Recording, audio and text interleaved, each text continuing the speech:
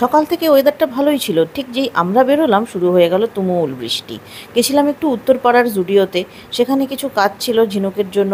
তো সেগুলো সেরে ভাবছিলাম যে এক্ষুনি বাড়ি ঢুকবো না, আর একটু এগিয়ে দেখি কোথায় যাওয়া যায়।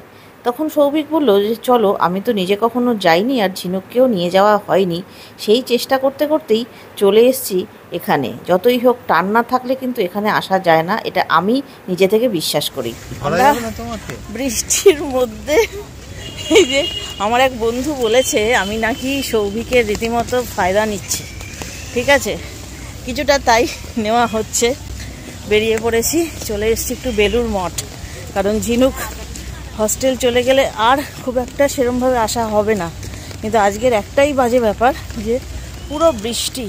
তবে একটা কথা বলতেই হচ্ছে, যতই বৃষ্টি থাকুক কিন্তু এই বৃষ্টির ভেতরেও কিন্তু এই বেলুড় মঠের শান্তি আর সৌন্দর্য কোনো অংশে কম নয়।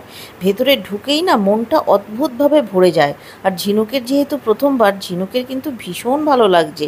মানে ও তো বেরোতেই চাইছিল না। ইনফ্যাক্ট ও সব জায়গাগুলো ঘুরে ঘুরে দেখলো, শ্রী ঠাকুরকে দর্শন করলো, মায়ের মন্দিরেও আমরা গেলাম। কিন্তু এইবার সন্ধেবেলা এসে যেটা ফার্স্ট টাইম আমি ফেস করলাম, এনারা কিন্তু একদম ক্যামেরা করতে দিচ্ছেন না। হাতে মোবাইল উঁচু করে ধরলেই বোঝা যাচ্ছে যে কেউ ক্যামেরা করার চেষ্টা করছে, এবং সেখানেই কিন্তু ভলেন্টিয়াররা সবাই বাধা দিচ্ছে। এবং প্রত্যেকটা জায়গায় সিসি ক্যামেরা এখন সাংঘাতিক লেভেলের অ্যাক্টিভ হয়ে আছে। কারণ আমি চেষ্টা করছিলাম যে যদি একটুখানি ভিডিও তোমাদের সঙ্গে শেয়ার করা যায়। তবে সৌভিক কিন্তু বিশ্বাস করো আমার ওপর ভীষণ রাগ করছিল যে আমি এরকম চেষ্টা করে করে ভিডিওটা যে করছি।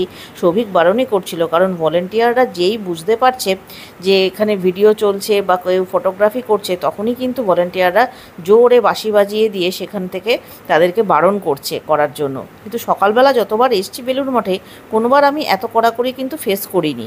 হতে পারে কারণ কিছু কিছু মানসিকতার লোকজন আছে যারা বেলুড় মঠকেও পার্ক বানাতে ছাড়ে না, হয়তো তাদের জন্যই এই ব্যবস্থা। ঠিকই আছে, আমি তো বলবো একদম সঠিক ব্যবস্থা। খুব বেশি ভিডিও আমিও করিনি, যতটুকু সম্ভব তোমাদের সঙ্গে শেয়ার করার চেষ্টা করেছি। আর একটু স্মৃতির মণিকোঠায় নিজের জন্য রেখে দেবো বলে ওই গার্ড দাদার থেকে পারমিশন নিয়ে একটুখানি ভিডিও আর ফটো তুলে নিয়েছিলাম। ওনারা বুঝতেই পারেন কারা কী উদ্দেশ্য নিয়ে ভেতরে ঢোকেন। যাই হোক, ঠাকুরের মন্দিরে অনেকক্ষণ তিনজনে মিলে বসে একটুখানি শান্তি নিয়ে বেরিয়ে এবং এই গার্ড দাদার কাছে জানতে পারলাম যে মিউজিয়ামটা কিন্তু অবশ্যই একটু ঘুরে যাবেন। তো ওনার কথা মতো মিউজিয়াম চত্বরে গেছিলাম এবং মিউজিয়ামটাও ঘুরে দেখেছিলাম। অসাধারণ, সত্যি বলছি, মিউজিয়ামটা প্লিজ কেউ মিস করো না। 10 টাকা করে টিকিট। আর মিউজিয়ামের চারপাশটায় কিন্তু আরও কড়া নজরদারি রয়েছে। ওখানে ভিডিওগ্রাফি বাইরে ভেতরে কোথাওই ওনারা অ্যালাউ করেন না। তো মিউজিয়াম থেকে বেরিয়ে এখন বাড়ির পথে যাচ্ছি আমরা। তবে অসাধারণ একটা রেশ মনের মধ্যে রয়ে গেল। আজকের ভিডিওটা এখানেই শেষ করছি। টাটা।